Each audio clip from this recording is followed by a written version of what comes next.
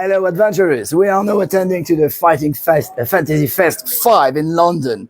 And we are now with Mr. Jamie Thomson, Mr. Way of the Tiger, namely. Greetings, wormlings. Hello, sir. I am the Dark Lord. Oh, yeah, he's the Dark Lord. Okay. I am working for the Marteau et l'Enclume, which is a French book about game books. And here is your copy, because I will offer it to you. Thank you But very you know much. what? With a hammer and an anvil, a marteau et un enclume, you make swords, daggers, but also shields. So, you will be allowed to use it as a shield one time during the interview. One time, because you're going to ask me a dodgy question. Okay? Okay. Yeah. So, let's do it. First question. You have a diploma from the University of Kent in politics and government. Yes. All right. Did you have a dream to become prime minister? No. All right. Thank that you would for be the elected. I'm only dreaming of conquering the earth. Of course, as dictator of course. Dictator Dictator is better paid anyway. Britain, But if you become a dictator, what would be your first decision? I think I'd destroy France. Oh. And wipe out no, that's not true. I love French. I don't know, really. That's too difficult. No cheese to and think no about. wine anymore. Yeah. There's too much good cheese. Yeah. And food, and I'm a bit of a fan of Napoleon. And, avoid France. We'll let the French live. Belgium. Oh yes, of course, Belgians. We can destroy the Belgians. Sure. The American piece. Wow. Although actually I'm pro-Europe, so. Wow. Yeah, I don't know. It's difficult. I don't know what I'd do. I'd probably just retire to my castle of doom. Wow. Yeah, just play games all day. Okay. Yeah. That sounds like a plan. Yeah. How did you pass from politics studies to role-playing games, game books, and video games? Well, I should never have done politics because it was boring as hell. And I should have done ancient history because I just loved ancient military history. So that was kind of like, and I remember in 1974, probably, maybe I was 14 or 15, and a little package turned up through the post. And it was the original white box Dungeons and Dragons. Okay. And nobody had ever had that before or anything like it.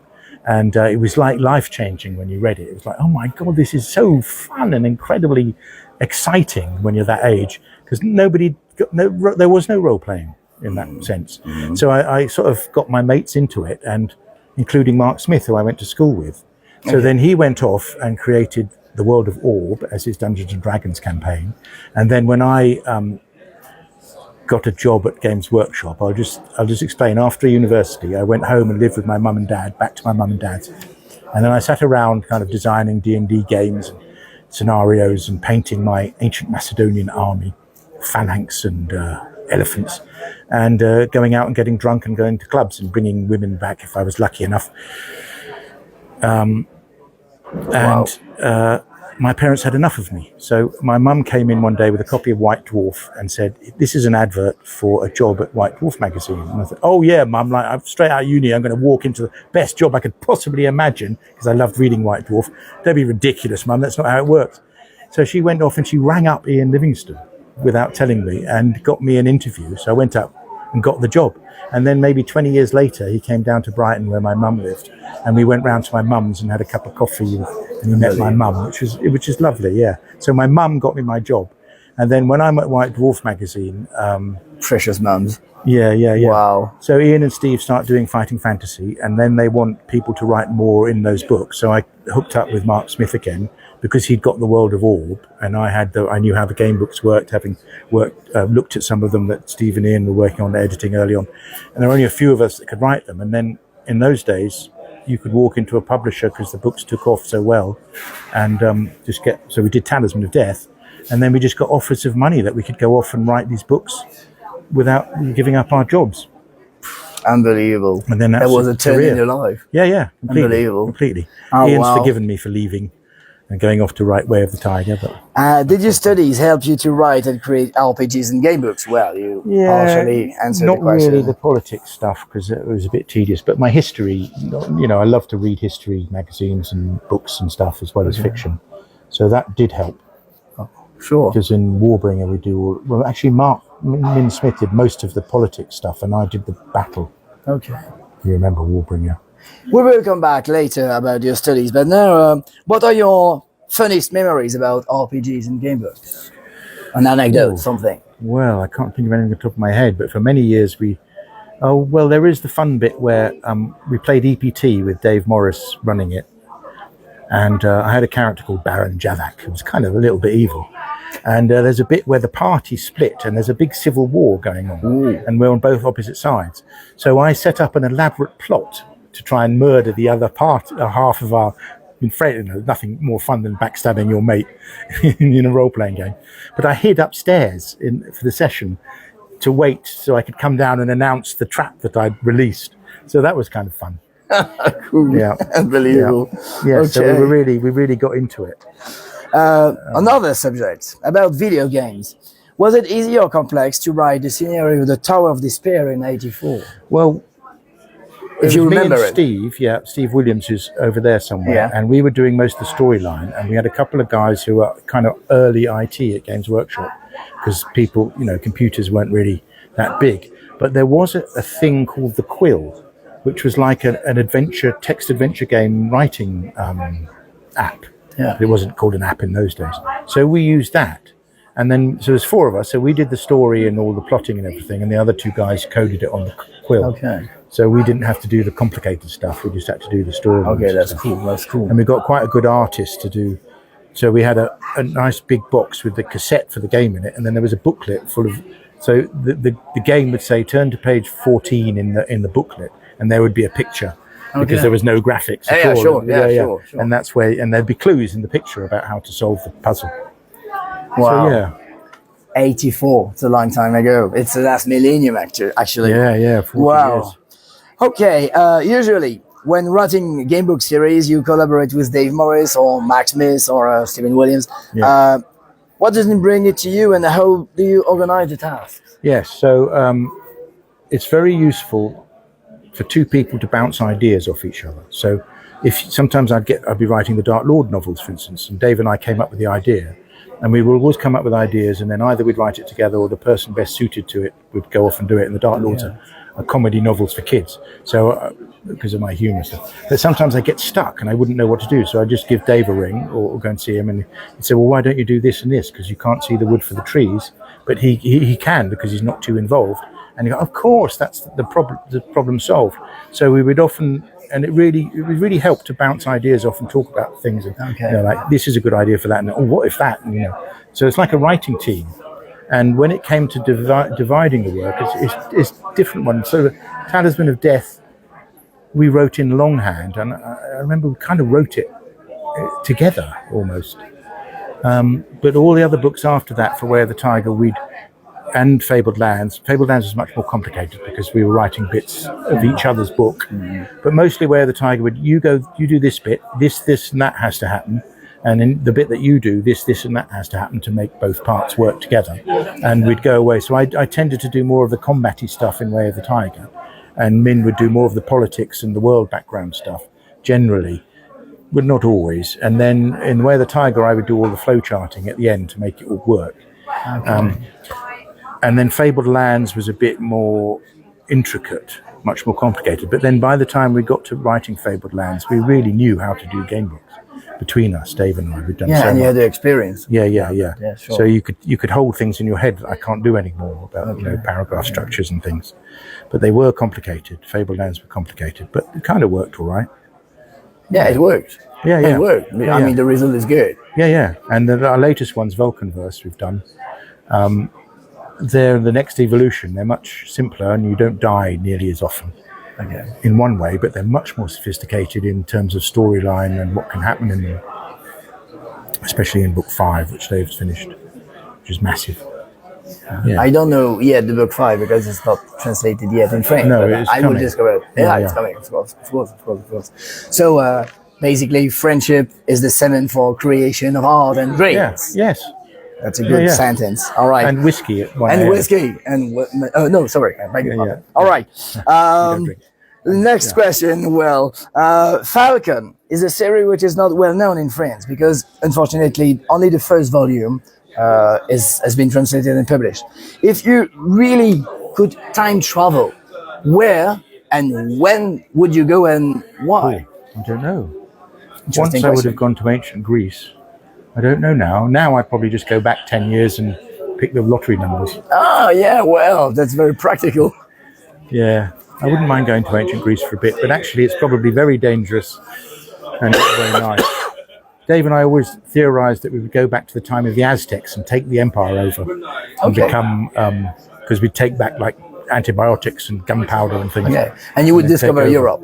Yeah, of course. Yeah, and conquer it. Maybe. Yeah, we destroy the Belgae. Sure. Okay, sure. All right. Another series, Dual Master, was only published in the UK by Armada and never published and translated in France. Do you know why? And would you find a solution? Well, I think two-player game books just didn't take off. Yeah. Because most people don't really want to. I just met a guy who actually loved the Dual Master books and loved playing them with his wife.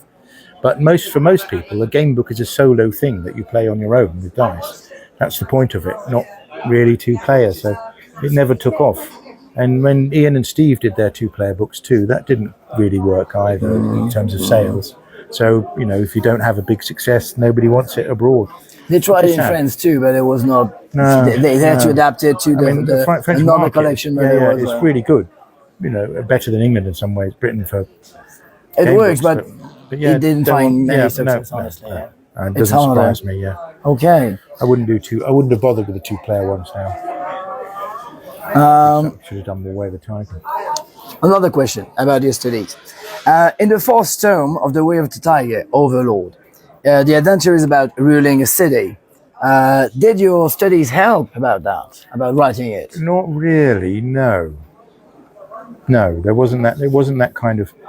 The politics thing was like a module on Nazi propaganda, and then the piece about modern British politics. And so it wasn't really. I mean, there was not really. No, there was the early political philosophy that might have been useful, but mostly Mark Smith did all of that because he knew how he'd already done it in the world of Orb, so he knew who the relationships of all the characters in the city because he'd already sort of drawn it up for storyline stuff. So he was really good at that kind of thing. So is it Overlord with the big battle? Battle? Warbreak. Yeah, there's one where I did a big battle. Yeah, but it's really more about ruling the city, like a gestion game. I mean. Yeah. But the because the thing about that was that the results of how you rule the city led to what troops you were able to field at the battle. Absolutely. But I can't quite remember how. But yeah, so all of the main factions, they knew them inside out. So he did all of that. Okay. About the world of Orb, in Talisman of Death, so it's not happening in Titan. That's it. Yeah. Was it easy to make it accepted by the Yes, it was, because back then they had no idea that there would be a Titan. It was just fantasy of any kind, anywhere. It was before Mark Gascoigne. Yes. Then they wanted to bring it all together so that they had a powerful IP in which everything was set. So at that time, it was completely open. So they loved Orb because it was rich and a bit different. And that was how the books were going at the time. They weren't linked together. And it was only later. So when we did Sword of the Samurai, it had to be in Titan. And so did Keeper of the Lich Lord, had to be in Titan. Yeah, sure. So that, okay. I don't know which book it started off with. It's probably 14 or 15 it started becoming amazing. Titan. Can't remember. Another question then, because the world of Orb, it's about Way of the Tiger and Talisman of Death, but it was not the same publishers in UK. It was Night Games, Night Books was part of Puffin. Yeah. In France, we don't have the problem because it's all Gallimard, so there was no problem about Way of the Tiger and Orb and Talisman of Death. But in UK, wasn't it too uneasy? No, it wasn't a problem at all. It was okay. I mean, a lot of that is copyright of the author. But the publishers didn't really care about that then. I don't know what it would be like now. Okay. They might get. Did they know it? Did they realize it? Yeah, they did. Yeah, but it didn't matter. That's cool. Because they had Way of the Tiger, so they were happy with that. That's cool. Yeah. Another question about Talisman of Death and Avenger. They will be 40 years old next year. Okay? Oh my God, yeah. Will it be some special event or a collector or something like, except the French edition by Scriptarium in French, of course. Maybe, I don't know. No, probably not really. I don't know. It's so long ago, I'd forgotten that it's 40 years. Yeah, next year. Maybe next year here, we might do something, I suppose. That would be cool. I mean, because Way of the Tiger became a legend. So I'll hire a ninja. Yeah. Sure. About ninjas. You are writing about ninjas. Yes. So you will certainly accept to make a demonstration of martial arts and katana style, right? No. Somu only. Oh, yeah. Sumo only. So you skip the question. Yeah. Then you have to use the shield. Oh, well, that's not the You have to use the shield. All right, okay. I ain't doing any ninjutsu because that would reveal that I'm actually a ninja. Buy it. All right. Oh, I see. You want me to show it? Yes, it's got Avenger on the back. Good book. Thank you for the advice. All right. Yeah. Okay, 3 more questions, and then you will be released. Could you tell us your memories about your participation of the 5th Blood Sword, the Wall of Spies? Was it easy to join Dave Morris and Oliver Johnson? Yeah, it wasn't really, because they had a whole bunch of because Oliver couldn't do it for various other commitments he had, so they asked me to come in and just do a kind of dungeon romp. Yeah. So because I didn't really know the Blood Sword world at all. I mean, I'd played some Dragon Warriors, but I didn't know the plot lines and all that kind of thing very well. So it was just, and it didn't quite fit in with everything. Okay. So I think Dave's made some changes to it now, so it fit in. But I had to do it in like 2 months or something, and really quickly. So it was just a kind of, I had some fun with the dungeon adventure thing, but it wasn't really. The idea was that it's just a kind of random dungeon, but it didn't fit with the world correctly because I didn't know, how it worked. But it just got the book in on time, so that was the important thing. Yeah. Okay. Thank you. Could you tell us anything about the unrealized Fablelands MMO, which was, if I'm not wrong, foreseen by Eidos? Yes, it wasn't really. We're calling it Fablelands because it was a good name, but actually it soon turned into a completely different world. Okay. And it was like a setting in. In the end, we started calling it Abraxas, and it was a setting in a kind of early 10,000 years ago Antarctica when it wasn't cold. And we had all these like a proto-Babylon and a proto-Carthage and things. Wow. And the idea was that when the Earth's core shifts or something happens, all of these civilizations are destroyed, but they go off and found Carthage, or more accurately, it would be Phoenicians. Okay. And there's an Egyptian one. I can't remember what we called the. So they had all this mythology and stuff, and there was going to be like a god AI where we had a kind of dungeon master storyteller, but things started to go wrong at Eidos, and they shut down all internal development and just went to a model where they just commissioned stuff. And so then we took the team out that we had and started a company called Black Cactus, and by then we were working on a Warrior Kings, which was a design Dave did for a RTS game. So that's a shame because the pitch sounds interesting. It was going to be awesome. So we've still got Abraxas we might do it as a role-playing game one day. I don't know. We should ask Dave about Abraxas. He's got it somewhere. It's pretty cool. Okay. And about Vulcanverse, it's your absolute record about number of sections, of course, with Dave Morris. How did you organize with Dave Morris? You partially answered the question just before, but one difference between Vulcanverse and Fablelands.